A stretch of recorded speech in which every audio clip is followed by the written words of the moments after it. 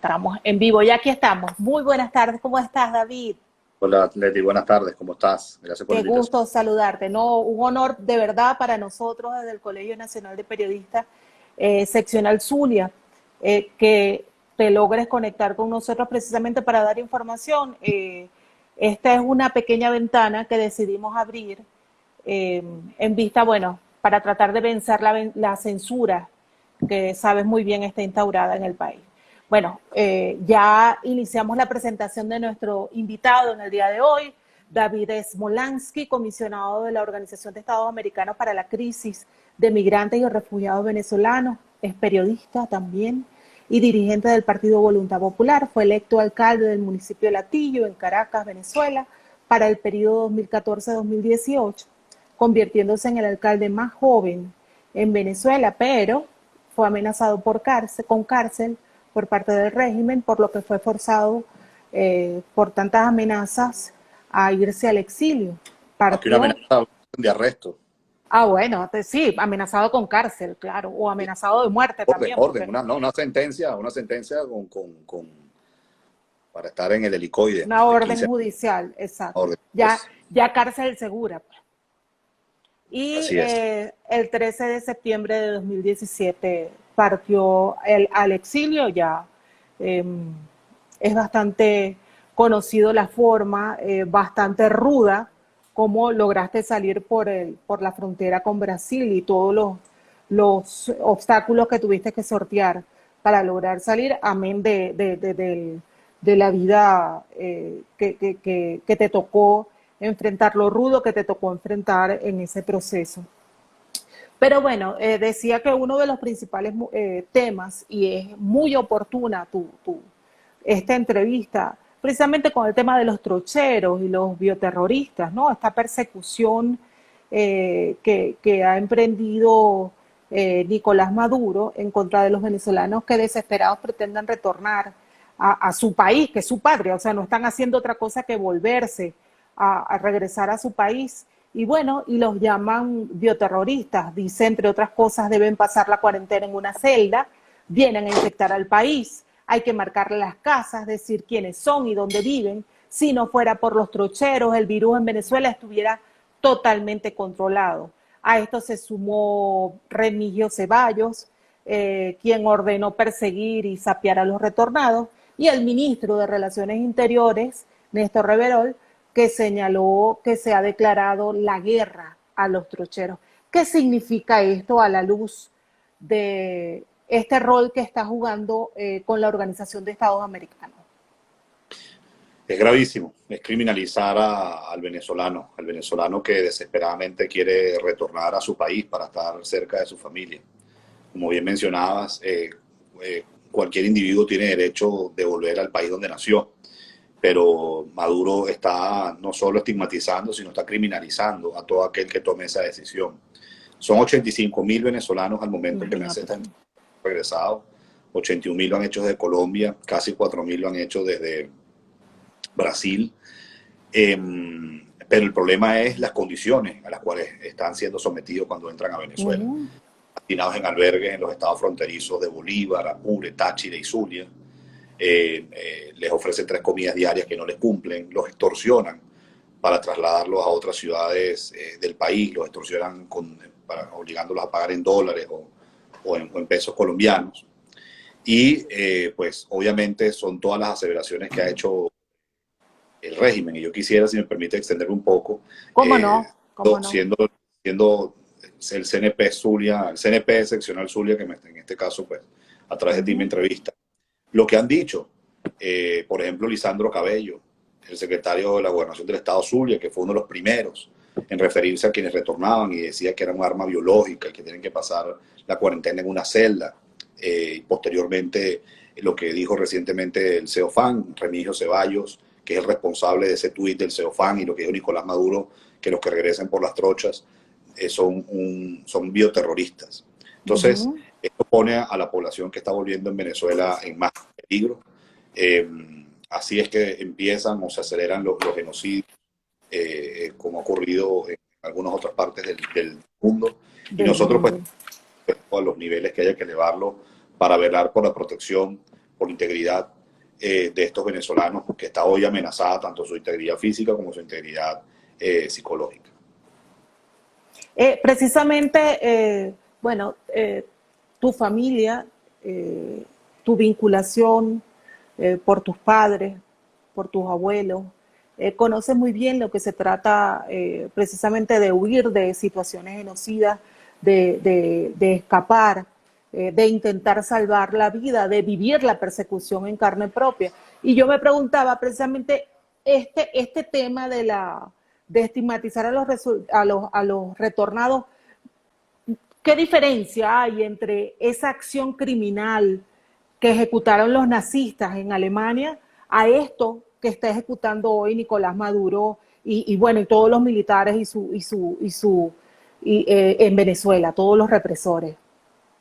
Bueno, por eso decía que cuando llamas a una población, en este caso la que regresa, arma biológica o bioterrorista, no es solo una estigmatización, sino es criminalizarlo. Y no es muy diferente cuando en la Alemania nazi, ahora que lo mencionas, a los judíos se les colocaba una estrella amarilla. Y hubo la infame noche de los cristales rotos, donde en Alemania nazi pues todos los comercios de judíos fueron atacados, fueron incendiados.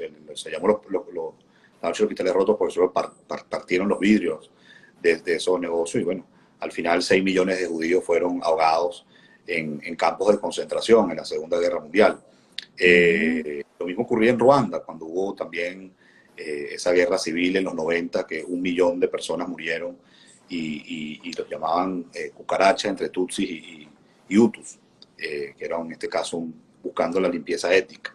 Entonces, es sumamente grave, sumamente grave. Nosotros los venezolanos, quizás porque tenemos más de 20 años escuchando desde Miraflores barbaridades, obscenidades, un lenguaje siempre violento y irrespetuoso, que a veces pareciera que algunos cotidianizan, pero nosotros jamás podemos cotidianizar este tipo de aseveraciones.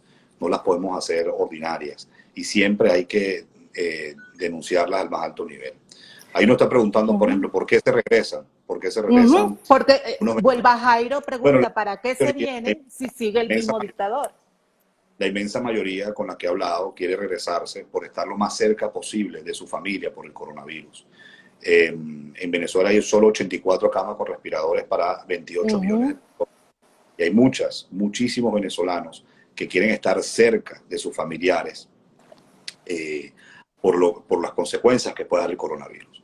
Obviamente, a millones de personas en el mundo, no solamente los refugiados venezolanos, millones de personas en el mundo se han quedado sin empleo por las consecuencias que ha dejado el coronavirus. Entonces, bueno, hay personas que al quedarse sin trabajo han decidido regresar a Venezuela. Ahora, les voy a decir algo. Lo que pasa es que muchas de las personas con las que hemos hablado no las exponemos públicamente por las redes sociales, por las amenazas que pueda haber. De hecho, nosotros fuimos uno de los primeros que denunciamos la situación de los retornados cuando dormían en el piso hace aproximadamente la primera fase de 3 meses, 2 meses y medio. Sí, en mes de marzo, cuando arrancó todo el proceso, que decidieron cerrar frontera. Sí, pero fue más o menos en mayo cuando dijimos que había personas durmiendo en el piso, en el terminal de San Antonio, en Táchira, así como también había personas que estaban en la calle, a la intemperie, en el puente de Tienditas. Nosotros publicamos fotos y videos de eso, y esas personas fueron amenazadas. Fueron amenazadas por el SEBIN y el DGCIM para llevarlas presas. Y les descomisaron el celular. Entonces lo que estaba diciendo es que muchas de las personas, obviamente, para protegerlas no revelamos su identidad, ¿no? Pero estas personas nos han dicho que una vez que pase el coronavirus van a volver a Colombia o a cualquier otra parte, y si se pueden llevar a su familia se la llevan, porque al final, si en algo todos estamos claros, es que la única solución para frenar esta migración forzosa y para generar incentivos de los que estamos desterrados podamos volver, es la salida de la dictadura. Solamente restituyendo el orden democrático, recuperando nuestras libertades, teniendo un país seguro, un país con Estado de Derecho, no solo el venezolano se va a dejar de ir, sino que quienes ya huyeron pueden volver. Entonces, estamos haciendo seguimiento de esta situación. Insisto, la vida de quienes han decidido regresar a Venezuela corre peligro, su integridad emocional y psicológica también está en peligro. Y no solamente, Leti, es un tema de los retornados, también es un tema de los varados. A Se eso calcula que iba, eso Venezuela, iba sí, a tocar. Ese tema era el que precisamente venía, porque hemos visto noticias que han destacado sobre más de 2.000 venezolanos que están en la parada en Cúcuta, están los venezolanos que están en el aeropuerto de Barajas, en España, que llevan tiempo durmiendo allí y que ya es una situación por demás dramática. ¿Qué se está haciendo o cuál es el planteamiento? ¿Hay un chequeo, una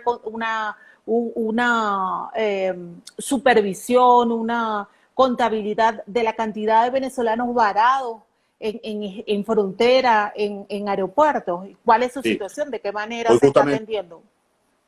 justamente esta semana yo actualizaba algunos números que hemos podido registrar de personas que están varadas, ¿no?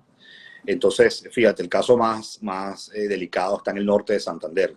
En todo el departamento del norte de Santander, frontera con Venezuela, puede haber aproximadamente 30.000 venezolanos varados y se calcula que en Colombia hay 20.000 venezolanos varados. De luego están los venezolanos que están varados, que se les ha sido imposible tomar un vuelo. El caso de Estados Unidos, por ejemplo, hay al menos 20.000 varados. También es dramática esa situación. En España hay 700 varados y varios de ellos acampando en el aeropuerto Barajas, 600 en Chile, 500 entre Costa Rica y Panamá, y además hay otros 50 al menos en México. Entonces, aquí hay una política sistemática y generalizada por parte de la dictadura desde que empezó el coronavirus y quiero enumerarla para que quede bien claro. Lo primero, la dictadura utiliza la pandemia para profundizar el control social, el sometimiento del individuo.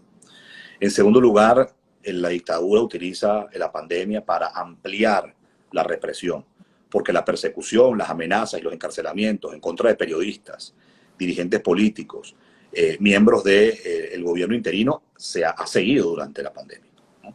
Y periodistas han sido atacados durante la pandemia. Entonces, ha servido para el control social y para la represión, para profundizar ambas, porque ya eso existía antes del coronavirus. Pero además, y esto es lo que se agrega, había una política sistemática y generalizada de criminalizar a los venezolanos que vuelven, de estigmatizar a los venezolanos que vuelven, de poner en riesgo su integridad física y emocional una vez que lleguen en Venezuela y de cerrar el espacio aéreo para que venezolanos puedan volver por razones humanitarias, pero dejar el espacio aéreo abierto para el narcotráfico, para la minería ilegal y para cualquier otro tipo de actividad ilícita. Entonces, fíjate lo que ha pasado en el coronavirus. Han encarcelado a periodistas, han perseguido a miembros del gobierno interino, han restringido el acceso de personas que quieran volver a Venezuela.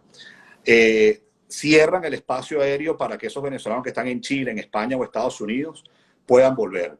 Pero simultáneamente 5 tanqueros de gasolina iraní llegan a las costas venezolanas, 17 vuelos de Teherán llegan a costas venezolanas, testaferros como Alex Saab, que hoy están bajo custodia del gobierno de Cabo Verde, entraban y salían durante el coronavirus. Entonces, estamos hablando que esto es una pandemia que ha conmocionado el mundo entero. Son 13 millones y medio de casos que ya hay en el mundo. Son casi, o ya llegamos a las 600.000 personas que lamentablemente han fallecido. Pero Maduro prácticamente ha hecho de Venezuela un caso único entre la pandemia, aislándonos completamente, porque ciertamente hay que tomar sus previsiones y sus restricciones, pero es que le ha quitado el derecho a cualquier venezolano de poder volver a su país. Y perdóname que me extienda con esto. Tú sabes que es dramático. No. Extiéndase todo lo que quiera para hacer este espacio. Que me han comentado varias personas que están varadas. ¿Sabes qué es dramático? Uno, la separación familiar en esta situación y no saberla cuándo lo van a ver. Dos, ha habido personas que estando varadas en España y en Estados Unidos prácticamente se han quemado todos sus ahorros y han perdido sus trabajos por no poder estar en Venezuela. Y tres, los casos más lamentables que me han llegado son personas que se les murieron algún familiar y no pudieron estar al momento del sepelio. Y perfectamente, si se hubiese arreglado un vuelo humanitario, hubiesen estado. 600, 700 personas que hay en España se resuelve con 4 vuelos. 1.000 personas que hay en Estados Unidos se puede resolver con 4 o 5 vuelos. 50 personas en México, dime tú. Entonces, Esto es algo que nosotros vamos a seguir denunciando, que el secretario general Almagro está al tanto, que lo he compartido ya con varias misiones permanentes de la OEA para que se hable en el Consejo Permanente. También lo hemos hablado con OIM y ACNUR de Naciones Unidas, dentro del sistema interamericano con la CIDH también, y nosotros estamos trabajando en un informe al respecto con todos los detalles de lo que ha dicho Nicolás Maduro, Delcy Rodríguez, Lisandro Cabello, Freddy Bernal, entre otros, porque tenemos que proteger la integridad de los venezolanos, que hoy se está viendo cada vez más amenazada por este régimen criminal. Tuvimos la oportunidad de trabajar juntos en Cúcuta, en uno de los primeros viajes que hiciste para constatar la situación cuando comenzó ese río humano de gente a atravesar el puente Santander y el Simón Bolívar en Cúcuta. Y me consta la forma en la cual trabajas, que es acercarse al migrante, escuchar sus historias. Claro, el tema de la pandemia ha significado que todas estas visitas o todas estas consultas ya no se pueden hacer a nivel personal, pero sí, previo a la pandemia hemos hecho seguimiento al trabajo que has hecho al frente de la coordinación de la Organización de Estados Americanos para tratar el tema de la crisis de los migrantes, y te hemos visto en distintos puntos del continente verificando y constatando la situación de los venezolanos. ¿Qué historias, qué testimonios te han conmovido en todo este proceso de crisis de migrantes en pandemia? Mira, son muchos los testimonios. Hablaba hace 2 días con un venezolano que está varado en España y me dice que se fue con su mamá para allá al trámite de la nacionalidad. Su mamá tiene 75 años y él no ha podido volver a Venezuela. Él es agricultor, está trabajando más que nada en el campo, con las limitaciones del caso. Y no ha podido volver a Venezuela y está separado de su esposa y de sus hijos. Otro caso dramático también es de una varada venezolana en la Florida, que su papá es italiano y llegó a los 20 años a Venezuela. Su papá hoy tiene 81 años de edad y ella está con su padre a esa edad, varados en la Florida, comiéndose los ahorros.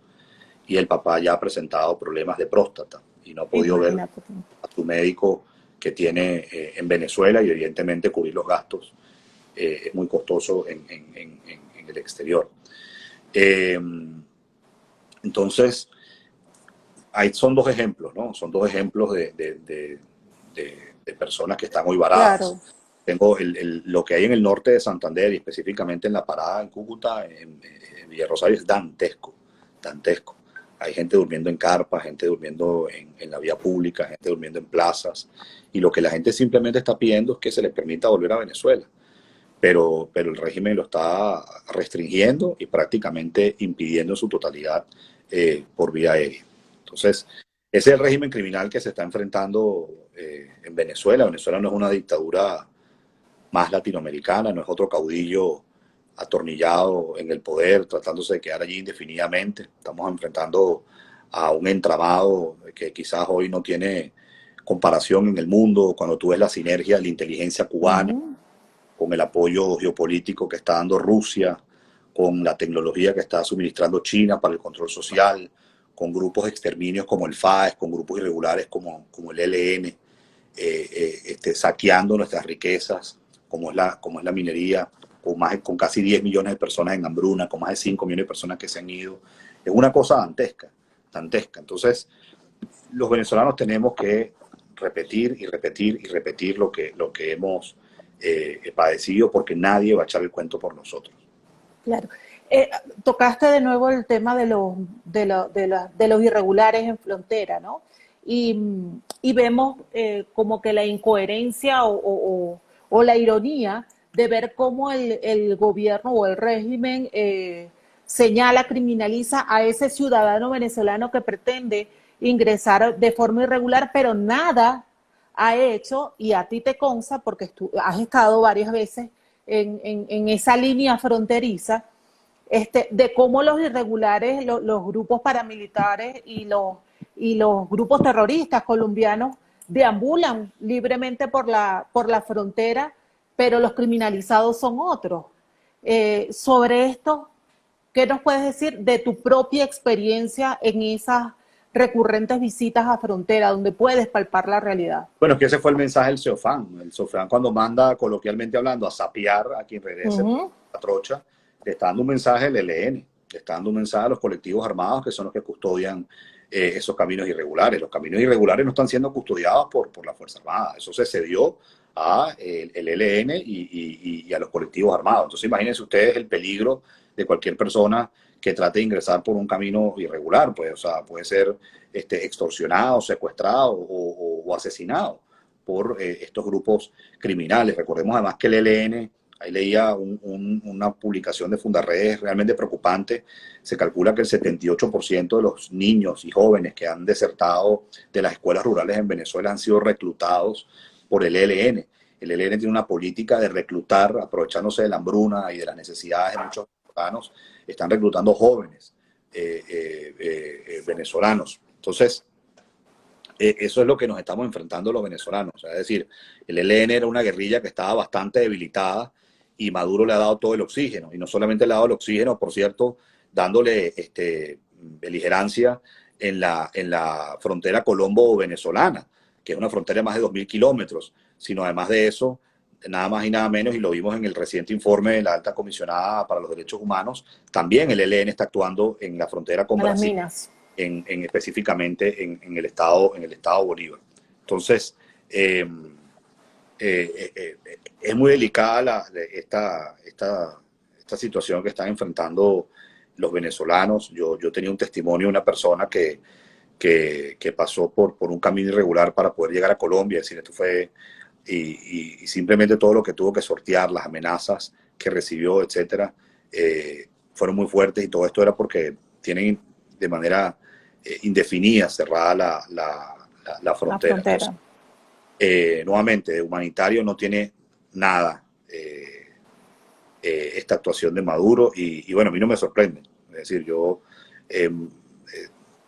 no me sorprende porque cuando empezó a ocurrir el coronavirus, siempre temí que por los migrantes y refugiados, siempre temí por las acciones que pudiese tomar Maduro para reforzar su ilegitimidad y la usurpación de sus funciones, y sobre todo reafirmar el carácter criminal.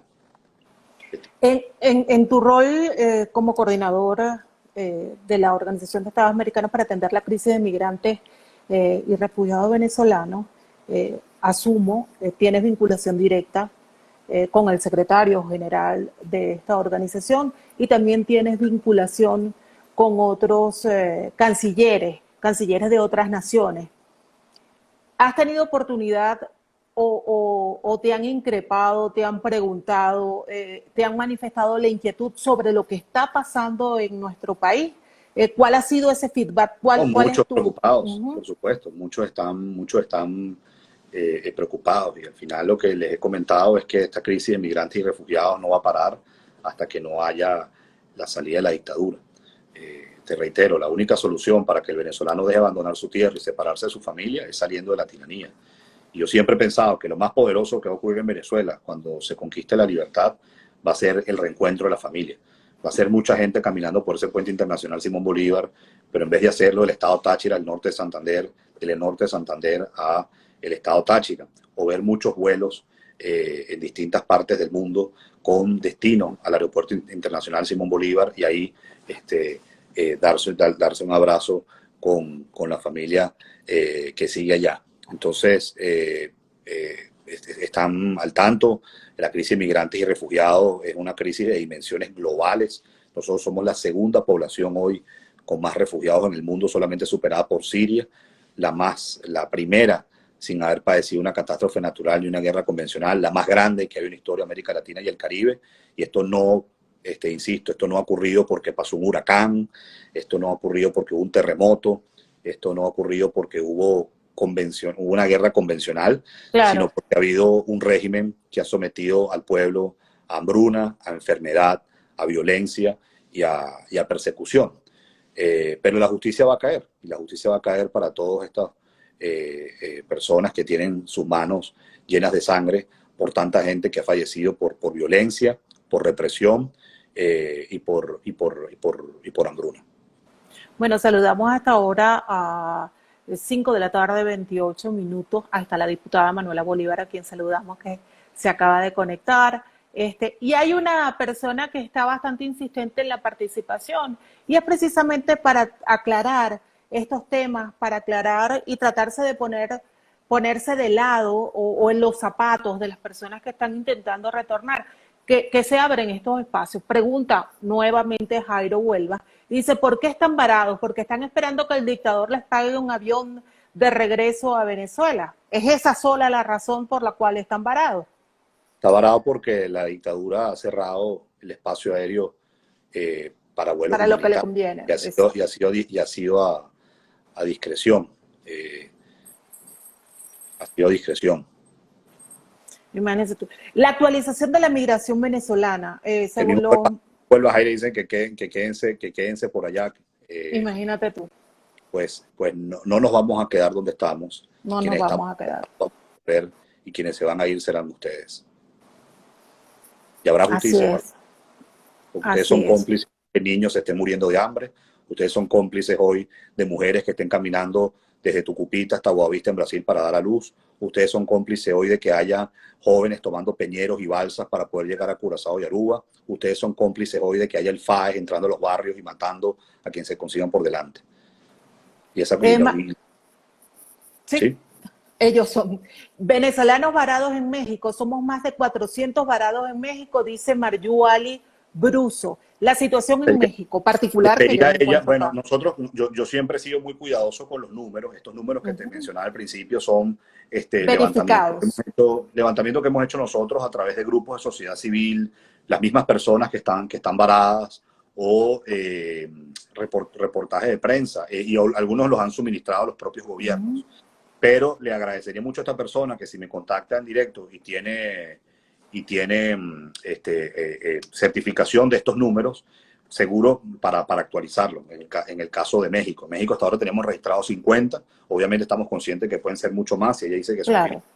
Vamos a verificarlo. 400, dice. Marjuali Bruso, envíanos por favor vía DM a la cuenta del CNP Zulia o directamente al usuario de David Smolansky la información y le pasa los datos que sé que te atenderán. ¿Qué pasa con los fondos recogidos en Cúcuta? Nuevamente la información. Mira, eso es algo que manejó el gobierno interino. Ahí ha habido comunicados, por ejemplo, de la Fundación Aid Life con el dinero que se recaudó en el concierto, y ese fue un dinero además que se distribuyó para algunas ONGs y fundaciones que sobre todo están trabajando en la frontera. Una de ellas tiene un trabajo maravilloso con comedores en escuelas colombianas donde hay niños venezolanos estudiando. Y al final las donaciones que ha hecho la comunidad internacional se canalizan por 3 vías. Se canalizan a través de los gobiernos de los países receptores de refugiados venezolanos, se canaliza a través de organizaciones de la sociedad civil, fundaciones, ONGs, etcétera, y se canaliza a través de agencias de Naciones Unidas como OIM y ACNUR. Así es. No, además de la Cruz Roja. Que está viendo que se conectó una profesora, que le mando un abrazo grande, que era la directora de la escuela María Maya en el Calvario, la profesora Omaira. Un abrazo grande, profesora. Espero que esté muy bien y espero verla pronto de nuevo. Este es tu espacio y para eso se cede. También para saludar y reencontrarse con los amigos que uno ha dejado atrás. Los venezolanos no somos armas biológicas. El dictador Nicolás Maduro es una amenaza para el hemisferio, dice el usuario identificado como L. Ram. Marjuali Bruso, que está acá en Mérida, en México, y está denunciando la situación de los varados acá. Dice que se encuentran en situación de calle, fuera de casa, necesitamos regresar. Ayuda urgente. Hola David, buenas tardes, saludos desde Ecuador. William Alexander, te saludan. Un abrazo grande. Son al menos 400.000 venezolanos que hay en Ecuador, en este momento el cuarto país con más migrantes y refugiados venezolanos. Y es un número que seguramente va a aumentar, pero no porque lleguen más venezolanos, mejor dicho, se va a actualizar, porque Ecuador estaba haciendo un censo de los venezolanos que están en ese país. Ese censo se suspendió por el coronavirus, pero ya está por retomarse. Hay una línea de atención hacia las personas que se encuentran varadas y hacia los venezolanos que se encuentran en situación prácticamente de calle en cada uno de los países que han decidido residenciarse. Ahí es directamente con las autoridades, los gobiernos donde están, es lo responsable para yo decirles. También hay varias agrupaciones de la sociedad civil que están haciendo un trabajo muy noble, brindando albergues, brindando incluso prendas de vestir, como el caso de Argentina y Chile, donde hay invierno y muchos venezolanos se quedaron varados y no tienen abrigos, algunos dando hidratación, alimentación, pero esto al final pues tiene que tramitarse con las autoridades de ese gobierno y el régimen tiene que abrir el espacio aéreo. El espacio aéreo ha estado abierto para que 17 vuelos iraníes lleguen a Venezuela en lo que va de la pandemia, pero los venezolanos hoy están varados. Esos 17 aviones que han llegado a Venezuela de Irán, con eso prácticamente todos los que están hoy varados hubiesen llegado a su país. Hay una pregunta acá bien interesante, la plantea Luke Divan. Tiene que ver con la situación de la calificación o la categoría de refugiado que se ha solicitado desde hace tiempo, se le concedan a los venezolanos migrantes. ¿Cómo va ese proceso? Y si te corresponde a ti, como coordinador ante la OEA, tramitarlo o agilizarlo, o en manos de quién está ese proceso. Sí, perdón, antes de responder esa pregunta, que es muy importante, no? porque es una vertebral de lo que es nuestro planteamiento. Saludar de nuevo a la profesora, le mando también un abrazo grande, profe. Ya vi que tiene año y medio en Texas y espero verla muy pronto, y también se le quiere, y un saludo grande, saludo con mucho cariño a usted y a toda su familia, a sus hijas, y espero que esté muy bien. Fíjate, el estatus de refugiado, hace falta que se dé el consenso en la región para que se implemente. Nosotros creemos que el venezolano hoy se le debe dar el estatus de refugiado según la Declaración de Cartagena. La Declaración de Cartagena dice que un refugiado es aquel que huye de su país por violencia generalizada, violación a los derechos humanos, alteración del orden público y agresión extranjera. Todo eso le aplica para el venezolano. Violación de derechos humanos, ni hay que explicar la cantidad de presos políticos, la represión, la persecución, las torturas, la violencia generalizada. Bueno, Venezuela es uno de los 3 países más violentos del mundo por su tasa de homicidios. La alteración del orden público, ¿cómo no hay alteración del orden público cuando usted no consigue medicinas, alimentos, ahora ni combustible? Y agresión extranjera, nosotros también le creemos que la hay, cuando al menos se calculan que hay 25.000 cubanos en Venezuela. Brasil está implementando la Declaración de Cartagena y un venezolano puede optar al estatus de refugiado. Lo mismo está ocurriendo en México, no está siendo así en los demás países. En los demás países lo que se está implementando son protocolos de protección temporal para usted obtener su documentación. Por ejemplo, en Colombia está el permiso especial de permanencia. El PEP. Correcto, lo que se conoce como el PEP. En Perú hay una figura similar que se llama el permiso temporal de permanencia, que es el PTP. En Chile está la vicerresponsabilidad democrática. Entonces, bueno, nosotros seguimos trabajando por sensibilizar a estos gobiernos, y más que sensibilizarlos, para que haya la voluntad política, para que haya la determinación de que el venezolano en todo el continente sea reconocido como refugiado. Ser reconocido como refugiado le da protección permanente, le garantiza tener su documentación.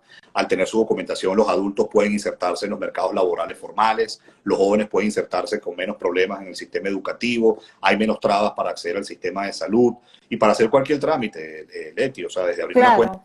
Bancarizarse, todo lo. Sin embargo, déjame decir algo importante. De los 5.2 millones de migrantes y refugiados venezolanos, la mitad se calcula que hoy no tiene un pasaporte, o tiene un pasaporte que está próximo a vencer. El mío está vencido. El gran desafío que hoy tiene la región, más allá de la ayuda humanitaria, es que el venezolano pueda tener su documentación, porque es que ese es otro tema. El derecho a la identidad, que es un derecho humano, todo ser humano debe tener una identidad, en Venezuela también es vulnerado. Venezuela es prácticamente imposible, o hay que irse por los caminos verdes para obtener un pasaporte, para poder prorrogar tu pasaporte o una cédula de identidad. Entonces este es un tema sumamente importante. Los gobiernos tienen que al menos darle una identidad a los venezolanos para que puedan estar de manera regular, porque esto va con una migración segura y con una migración ordenada. Entonces, estos otros temas que estamos trabajando nosotros desde la OEA. En mi última visita que tuvimos a Brasil, afortunadamente más de 22.000 venezolanos después de esa visita obtuvieron el estatus de refugiado. Después que fuimos a Bolivia, pues está por aprobarse una resolución en Bolivia para que se acepte el pasaporte y la cédula de identidad vencido de los venezolanos. En Chile también colocamos un granito de arena para que se agilizara que la cédula de extranjería a los venezolanos que se le venciera en Chile de 2019 mantuviese la vigencia de 2020. Y después de nuestra última visita en Colombia también colocamos nuestro granito de arena para que se agilizara, se reanudara el PEP y sobre todo se implementara el PEP laboral. Entonces, bueno, hoy estamos con una campaña además contra la discriminación y la xenofobia. Soy venezolano, soy refugiado, soy venezolana, soy refugiada, que justamente busca no solo erradicar la xenofobia en la región, es decir, que ningún venezolano sea agredido por su nacionalidad, ningún ser humano debe ser ofendido por su nacionalidad, sino también buscamos sensibilizar al continente, a los gobiernos del continente, para que los venezolanos tengan el estatus de refugiados. Ahora, ¿cómo llevar adelante esta campaña cuando se practica precisamente la xenofobia desde la misma presidencia, ¿no? Bueno, pero precisamente, como yo dije cuando lanzamos esa campaña, una campaña por redes sociales, como institucional, y les digo, ojalá el CNPS pueda hacer... ¿Cómo no? Estamos a la orden. Sociales de la OEA, en la página web de la OEA, en mis redes sociales personales. Bueno, precisamente esto va con todos los venezolanos que están afuera principalmente, pero también los que están adentro y ahora los que están en su situación de retorno. Y más bien esto deja en desnudo a Maduro, porque así como muchos gobiernos se van sumando a esta campaña, que quede Maduro pues al descubierto que él es el que más desprecia a los venezolanos. Y al propio venezolano. Se ha forzado que 5 millones se hayan ido. Iba a referir el caso de Estados Unidos, porque es el caso que nos preguntan con el tema de la categorización de refugiados. Sobre ese tema, ¿qué se ha adelantado en cuanto a la situación migratoria de los venezolanos que se encuentran residenciados en Estados Unidos? Bueno, en Estados Unidos, recuerden que primero para ingresar hay que tener una visa. Y de esto también me puedo hablar un poco más adelante, las diferencias que hay hoy. Hay unos que piden visa, otros que no piden visa. Y hay unos que aceptan el pasaporte vencido, otros no aceptan el pasaporte vencido. Pero en el caso de Estados Unidos, pues hoy por hoy el mejor trámite que puede hacer un venezolano es tener su visa vigente. Ahí los venezolanos ya pasamos a ser la primera nacionalidad en solicitud de asilo de este país. Yo siempre he dicho que todo aquel que aplique para un asilo, obviamente está en su derecho a hacerlo, pero que tiene que preparar bien su caso. No cualquier persona puede ser solicitante de asilo. Yo sé que esto a veces decirlo suena antipático, pero yo prefiero decir la verdad y sonar antipático a que decir mentiras y sonar simpático. Entonces hay personas a veces que, por ejemplo, dicen que, yo no sé, se le fue la luz varias veces y eso lo obligó a irse a Venezuela y por eso piden asilo. Obviamente, la falta de luz y la falta de agua ha hecho que muchas personas se vayan, pero no es una causa de asilo. El asilo, sobre todo, cuando hay una persecución política. Hay riesgo. Cuando hay un riesgo, fuiste perseguido a lo mejor por temas religiosos, que también en Venezuela ha ocurrido. O temas de género también. O temas de género, fuiste reprimido en una manifestación, etc. Entonces, pero está lo que digo, el tema de la visa, un poco orientando cómo debe ser para aplicar un asilo. Y bueno, hay una iniciativa que todavía está pendiente, a ver si se aprueba el TPS, y eso ayudaría a muchos venezolanos, especialmente a los jóvenes, que cuando terminan sus estudios, tienen un año, lo que se llama el OPT, y después de eso, bueno, entran en un limbo migratorio. Y prácticamente depende de quien los contrate para que puedan tener su visa. Claro. Entonces, en ese sentido, pues ojalá y haya la voluntad política también para que se apruebe el TPS, que como yo siempre he dicho, Eso no solamente va a proteger a los venezolanos que ya están en Estados Unidos, no todos, por cierto, serían aplicantes del TPS, algunos que no podrían aplicar, Ujú. van a aplicar, los va a beneficiar, pero también va a beneficiar a Estados Unidos, porque el venezolano lo que quiere es la más mínima oportunidad para trabajar, para emprender, para estudiar, y eso impacta positivamente en la economía de este país. Que los recibe, claro. Saludos, David, felicitaciones por tu excelente trabajo por los venezolanos en el mundo, dice Wilmer Ruiz. Tu querida profesora Osmaira reitera sus saludos. José, perdón, dice, ¿por qué no han contratado algún ejército privado para lograr la repatriación? Dice por aquí, supuestamente de Madrid a Venezuela. Preguntan si hay vuelos de Venezuela a Argentina o de Argentina a Venezuela. Importante en los Estados Unidos el estatus de refugiados. De verdad que agradecemos a todas las personas que se están conectando con esta entrevista con David Smolansky. Él es coordinador ante la OEA para tratar la crisis de refugiados e inmigrantes venezolanos. Gravísimo lo del derecho a la identidad, dice Betty Gabriela Rodríguez.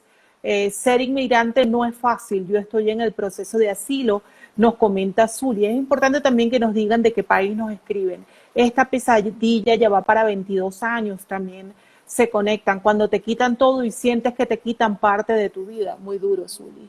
Muchos migrantes en Ecuador están sufriendo muchísimo. Hemos hecho seguimiento a sus redes y lo hemos visto bastante activo promoviendo precisamente lo que tratábamos hace rato, que era el PEP en Colombia. ¿De qué se trata este llamado que con tanta insistencia está haciendo para los venezolanos que se encuentran residenciados en Colombia? No, esto es muy puntual. Bueno, el permiso especial de permanencia se empezó a implementar en Colombia en el año 2017. Es un permiso que otorga el gobierno colombiano a los venezolanos por 2 años, que les permite a los migrantes estar regular en ese país y por ende, aplicar a un trabajo, hacer distintos trámites, etcétera.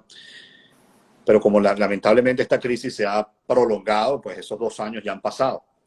Entonces, muchos tienen que pasar ahora por el proceso de renovación.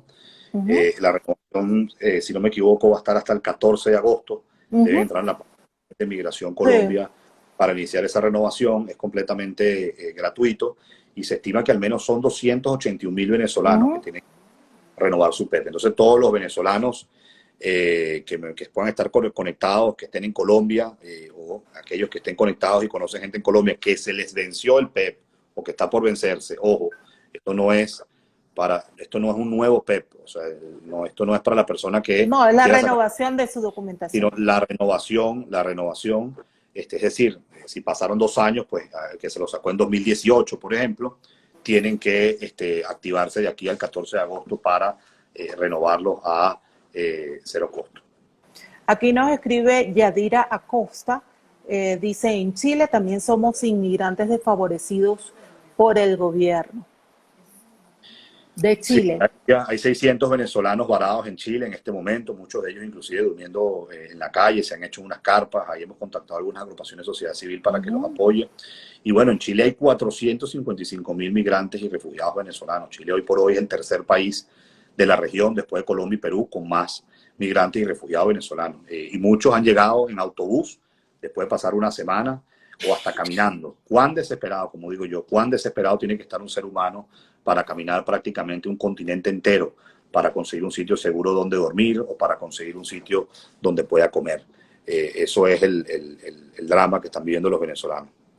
Zuli nos pregunta qué consejo, o le pregunta a usted, ¿qué consejo le darías a todas esas personas que se quieren regresar a nuestro país, que está en la perfecta miseria? Mira, es una pregunta difícil, tengo que ser muy difícil. Porque salir de Venezuela hoy por hoy no necesariamente es una decisión voluntaria, porque es un régimen que te expulsa, que te forza que te fuerza a irte. Pero el regreso es una decisión voluntaria. Yo lo único que digo es que el que decida volver sepa que se va a encontrar un país que está lamentablemente peor, que hay más hambruna, hay más enfermedad, hay más violencia, hay menos agua, hay menos luz, la infraestructura está más deteriorada y además de eso se está criminalizando a que todo vuelva. Así que si hay forma de poder conseguir apoyo en donde usted esté, sobre todo si no está en un país frontera con Venezuela, búsquela, porque la situación hoy por hoy es bien complicada para quienes están regresando. Bueno, recordemos las cifras del último informe de ENCOVI, 96% de pobreza. ¿Quién no huye de un país que reporta esa tan alta cifra? ¿Y quién regresa a un país con 96% de regresa? Es tan dura la decisión de irse como la de regresarse hoy día para Venezuela. Dice Wilmer Ruiz, amiga, es importante actualmente un pasaporte, tiene un valor alto y de allí parte el inicio del proceso para solicitar y regularizarse en cualquier país. Es la dificultad lo que precisamente conversaba con anterioridad sobre la violación al derecho de identidad que se incurre en Venezuela por parte del gobierno. Dice, yo solicité, Omaira, su profesora, dice, yo solicité mi residencia y ya me informaron que en 3 semanas me llega mi tarjeta de residencia. Ella está en Estados Unidos. Qué bueno. Carlos Travel dice, Venezuela está destruida. Esto es parte de la alta participación que hemos alcanzado en la tarde de hoy. Buenas tardes, quisiera saber si ustedes pueden ayudar a los venezolanos en Perú. Estamos olvidados y el embajador de Venezuela no se da abasto para todos los migrantes venezolanos que están en Perú. Sobre Perú. Bueno, en Perú hay 900.000, aproximadamente 900.000 migrantes venezolanos, el segundo país receptor de desterrados venezolanos. Más de la mitad tienen el permiso temporal de permanencia, pero si estamos haciéndole seguimiento y parte de esta campaña le hemos compartido con grupos, con la agrupación de sociedad civil de venezolanos en Perú, de esta campaña contra la discriminación y la xenofobia, porque sí hemos recibido varias denuncias de venezolanos en Perú que han sido víctimas de xenofobia. Insisto, no podemos permitir que este monstruo crezca. Nadie puede ser ofendido, agredido, atacado por su nacionalidad. Así que, digamos, y siempre yo he dicho también que hay que acercarse a las autoridades competentes y los gobiernos también tienen que dar respuesta a la situación de muchos venezolanos que están en condiciones vulnerables. Por eso que siempre digo, no solo se habla de la cantidad de venezolanos que han tenido que irse de manera forzada, sino en las condiciones en las que llegan. Estamos hablando de mujeres embarazadas, estamos hablando de niños en situación de desnutrición, estamos hablando de personas de tercera edad que están desesperadas por conseguir un medicamento que no pudieron conseguir en Venezuela. Entonces, no solo hay que enfocarse en la cantidad, sino hay que enfocarse en las condiciones y escuchar los relatos. Cada venezolano tiene que contar por qué y cómo se fue de Venezuela, cómo una dictadura lo expulsó. Así es, 5:51 minutos de la tarde, hora México, 6:51 minutos de la tarde, hora Venezuela. Mensaje. Dice la profesora Omaira, eres lo máximo, siempre con gran amor por Venezuela, un trabajo excelente siempre has hecho, creo que vales muchísimo, estimula y nos estimula de alguna manera a tener esperanzas. Saludo, Carlos Teixeira, mi hermana está en Sarasota, también te saluda. ¿Cómo puedo colaborar activamente para recuperar a Venezuela? Dice desde Miami Javier Gil. ¿Hasta cuándo, esperando mi Dios, urgen vuelos humanitarios para los venezolanos que se encuentran varados en México? ¿Algún comentario de estas participaciones, David? Bueno, no, hay muchas agrupaciones en la sociedad civil en Florida para acercarse. Yo soy un fiel creyente que la sociedad civil tiene un rol fundamental, crucial para salir de la dictadura, y cuando hablo de la sociedad civil venezolana ya no solo hablo de quienes están adentro, sino de quienes están afuera. Parte de nuestro trabajo ha sido también articular esa diáspora.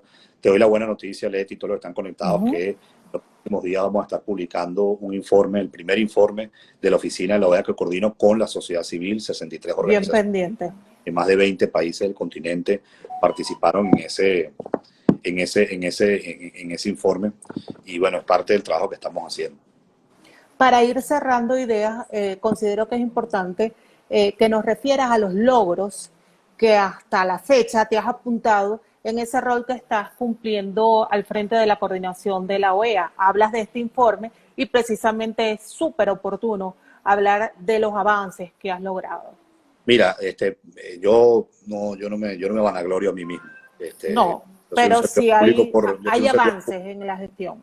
yo soy un servidor público por vocación y convicción, y si algo me ha enseñado esta responsabilidad diplomática que me ha delegado el secretario general Luis Almagro, con quien estoy profundamente agradecido, es que uno tiene que saber en algunos momentos tener los reflectores y llevarse los créditos, y en muchos otros casos ser un articulador. Y yo creo que en mi caso ha sido más ser un articulador con los gobiernos y un articulador con la sociedad civil, para que sobre todo se agilicen trámites en beneficio de los migrantes y refugiados venezolanos. Ujú. Nosotros hemos ya hecho 5 informes, un informe regional, 4 informes por país: Costa Rica, Brasil, Bolivia y Chile. Vamos a publicar este informe que en los próximos días, que te comentaba, con la sociedad civil.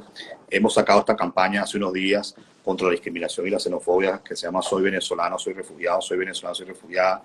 Estamos teniendo permanentemente encuentros con misiones permanentes de la OEA, misiones observadores de la OEA, la Comisión Interamericana de Derechos Humanos, el cuerpo diplomático también del gobierno interino. Le hemos suministrado toda esta información que estamos manejando, y agilizar políticas como las que te comentaba anteriormente. Después de Brasil, más de 20.000 venezolanos recibieron el estatus de refugiado. Lo de Chile, que la cédula de extranjería vencía en 2019, sigue vigente en 2020. Bolivia, que va a aceptar los pasaportes y cédula de identidad vencida. Y en Estados Unidos, pues el pasaporte vencido venezolano se acepta. Lo que tienes que tener es la visa vigente. Se acepta el pasaporte vencido en Brasil, en Colombia. También se está aceptando en Ecuador, Perú y Chile, pero en esos 3 países hay que tener visa. En Costa Rica también se está aceptando el pasaporte vencido, pero lo que pide el gobierno de Costa Rica es acepta el pasaporte vencido siempre y cuando la fecha se agarre en territorio costarricense. Entonces, bueno, digamos, simplemente esto es el trabajo de muchos, no solamente de este servidor. Yo creo que el secretario general tuvo la visión de crear esta oficina cuando éramos 2 millones de migrantes y refugiados. Ya Llevamos era, por 5. ya era un escándalo, 2 millones de migrantes y refugiados en 2017, y fíjate, somos hoy 5.2 millones de migrantes y refugiados. Y yo lo que espero es que este número no aumente, y para que no aumente hay que salir del régimen criminal de Maduro. Y por eso nosotros siempre hablamos que tenemos una aproximación humanitaria a este tema, pero una aproximación política, porque la solución para que el venezolano deje de irse es una solución política. ¿Qué viene de ahora en adelante? ¿Qué decirle a esos venezolanos que se encuentran varados, a esos venezolanos que se encuentran residenciados en un país distinto a su patria, pero que la están pasando difícil? Si algo a mí me ayuda en mi trabajo, y desde que tenía responsabilidad de liderazgo cuando era estudiante, es visualizarte, ¿no? Hacia dónde uno quiere ir, qué es lo que uno quiere, cómo lo quiere y cómo vas a llegar. Y al final, los triunfadores, y cuando hablo de los triunfadores no solamente me refiero a personas públicas, sino al final el que triunfa en la vida. Y cuando me refiero al que triunfa en la vida, me puedo referir a un padre, cómo cría a sus hijos, a una madre, cómo cría a sus hijos, a una persona que arranca un emprendimiento de un restaurante pequeño y termina teniendo una cadena, o aunque haya sido un presidente, para ese éxito hay que visualizarse. Y a mí eso me ha ayudado mucho. Lo hice sobre todo cuando era alcalde y cuando empezó el exilio. Yo te cuento esta anécdota personal, Eti. Cuando yo salí de Venezuela, después que la dictadura ilegalmente me destituyó, ordenó mi arresto y me inhabilitó, yo pasé 35 días en clandestinidad. Tuve que recorrer más de 1.300 kilómetros y burlar más de 30 alcabalas hasta poder llegar a Brasil. Y cuando yo llegué a Brasil, en la frontera selvática, y después de ahí y me trasladé a la ciudad más grande que tiene Brasil, cerca de la frontera venezolana, que es Boavista.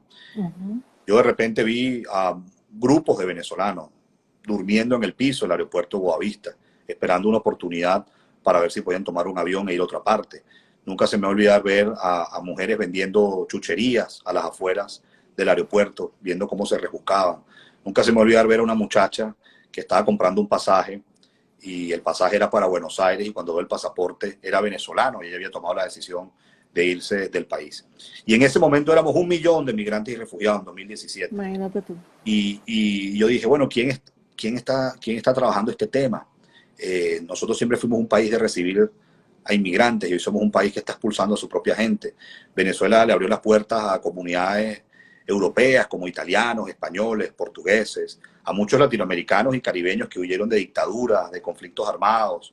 Y ahora es ver a nuestra nación desvanecerse con ese deslave humano que yo siempre he dicho que uno ve especialmente en el Puente Internacional Simón Bolívar.